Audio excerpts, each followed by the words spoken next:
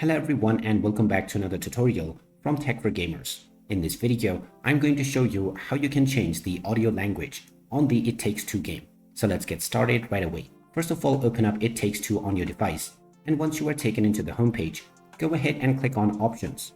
Now from the Options page, make sure that you are within the Game tab at the top left corner and then scroll all the way down. Here you will then see the language settings. You can change both the in-game language or the voice language. Underneath you will find the voice language setting, which you can switch by clicking on the left or right toggles. After finding your desired voice language, click on Apply Settings and your settings will be saved. You can then go back and continue to enjoy your game, and if at any point you wish to switch it back, you can once again follow the same steps from the game settings window. So there you have it. That is how easy it is to change your in-game language on the It Takes Two game. If you find this video helpful, don't forget to hit that like button and subscribe to our channel for more useful tips and tutorials. Thanks for watching, and I will see you again in the next video.